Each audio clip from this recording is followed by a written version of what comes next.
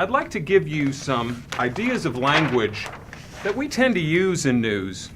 It might not be the best language to use. We tend to use words like, well, here's one we use a lot. Disclaimer.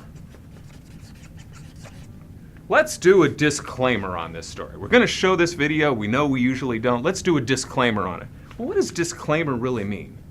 Doesn't it mean that we're really taking no responsibility? Are we really telling an audience when we say we're doing a disclaimer? Doesn't that really mean that we're not taking any responsibility? We disclaim all of this. We don't want to do that. That's not what we want to do. Instead of using the word disclaimer, how about we use the word accountability? We want to be accountable to our viewers and to ourselves and to our communities. We want to use a word that I think is too often overused, but I can't think of a better one to use than transparency. Let's be able to explain why we're taking responsibility for doing what we're doing. Here's another word that we use quite often. We have a dilemma. We have a dilemma, and we're trying to make a decision. What does dilemma really mean? Well, dilemma really means you're trying to make a decision between two equally bad sides of something. So you've got two decisions to make. Either one of them are going to be awful. All right, so let's remove dilemma from our discussion here. Instead, let's start talking about, again, alternatives. Because we're trying to make good decisions, not bad decisions. Let's talk about the alternatives we can make. Finally, and here's one that I think we use all the time.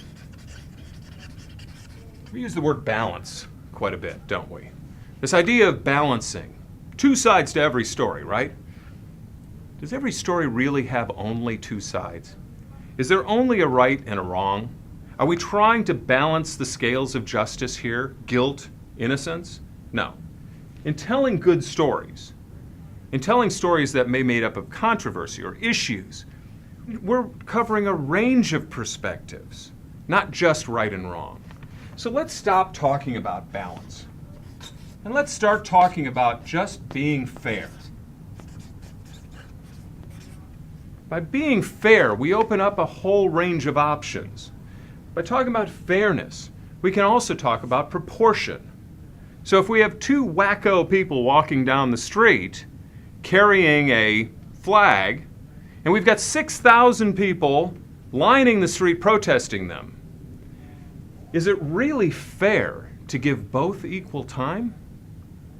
Or do we really talk about being fair to the 6,000 over the voice of the two? It's a decision that we have to make every day. But I would suggest if we're working off of being fair, it makes that decision a little bit easier.